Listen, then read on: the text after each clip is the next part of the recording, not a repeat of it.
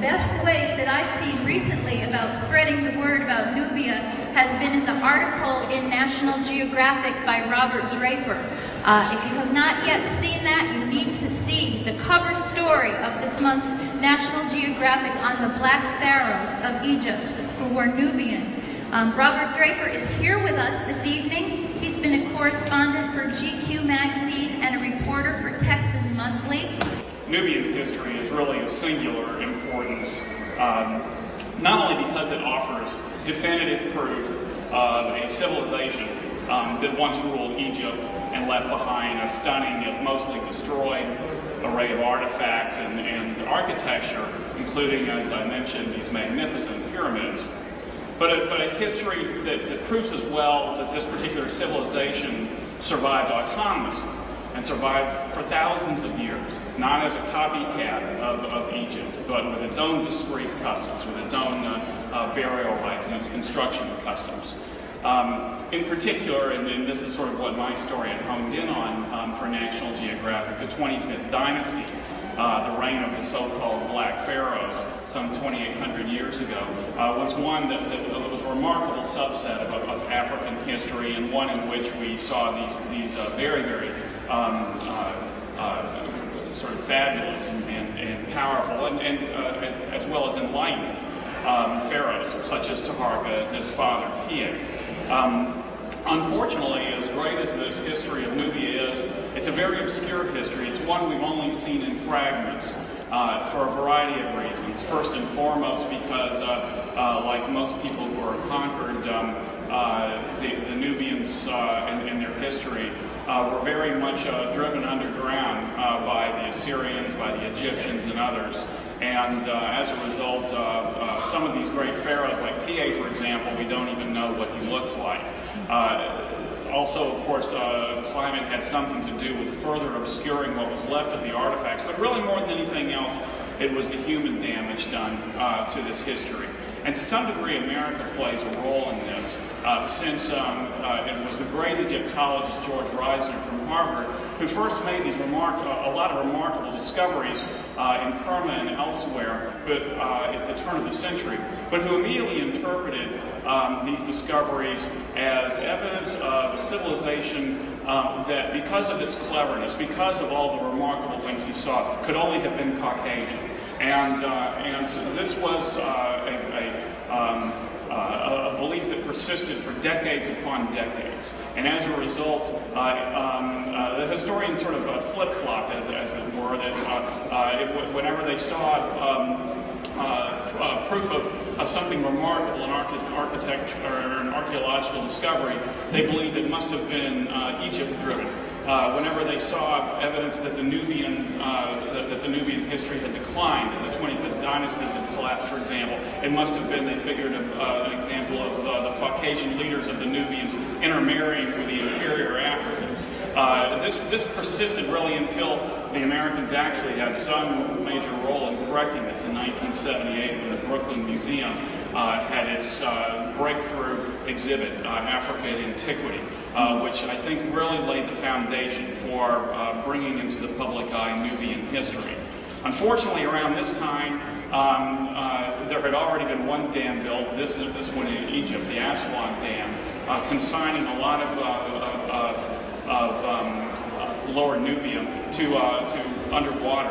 And now, of course, as has been referenced, the Sudanese government is about to follow suit with a hydroelectric dam, which would create a 108-mile lake, after which the fourth cataract area of Nubian history, much of which has not been explored, would go the way of Atlantis. This, I think, would be a terrible tragedy on a historical and civic level.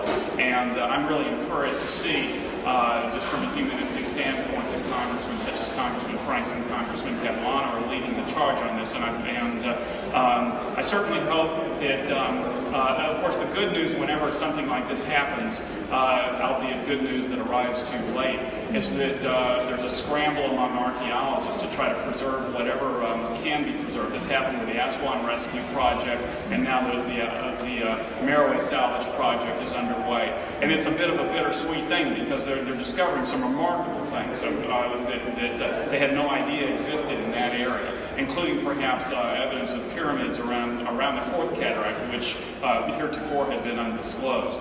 The question remains what else is under there and whether we'll be able to get to it in time. Hopefully, due to movements like the one that's underfoot here in the Rayburn building, that will indeed come to pass. Thank you all very much. Another person who is helping to preserve the culture and civilization of Nubia is LA Times photographer Carolyn Cole. Last summer, she traveled to Nubia. Her photographs are here, as I said, and you can find the article they were in online at latimes.com. So Carolyn, would you please come and tell us about your photographs? Last time we decided to go up and do a story on the Nubian situation. In June was when there was a peace rally, a protest, I should say, in Cebu, where 4 people were killed. So that was part of the reason why we're going into that region. It's a long drive from Khartoum, and we arrived at night. Our host kept us, it was a very quiet visit. We weren't announcing our arrival because journalists are really not allowed to travel to that area at this point.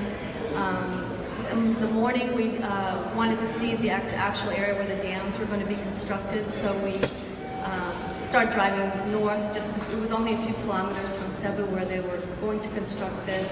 There were already about 400 soldiers in that region camped there to protect the Chinese workers. The school pictures that you see are in Cebu, and of course the children are not taught their native language, they're taught Arabic, so they're losing their culture in the schools as well.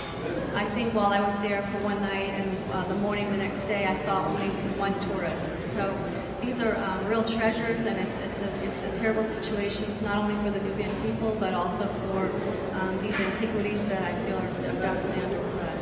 So thank you very much for having me.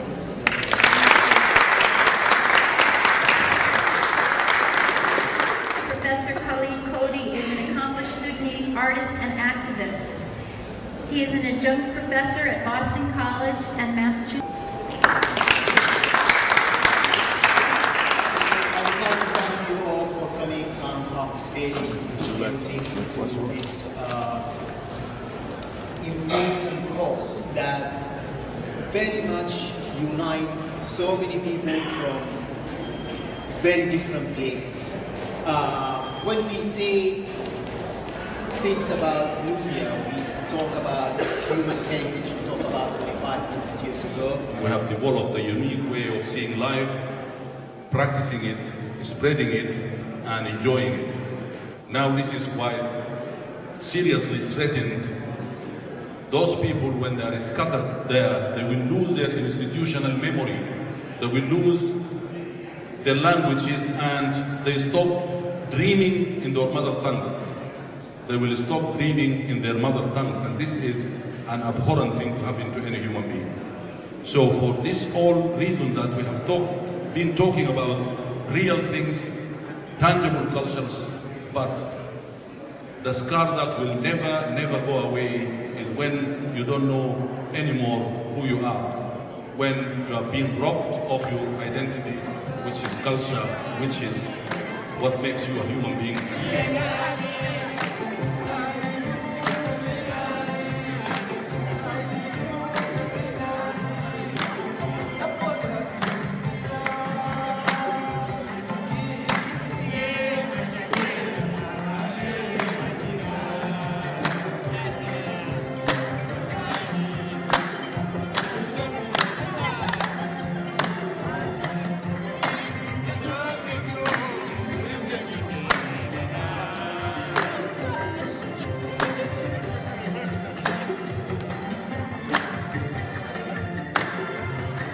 The world will be poorer if that intangible culture is wiped off. The world will be poorer if we stop feeding in our colorful and our marvelous way of living.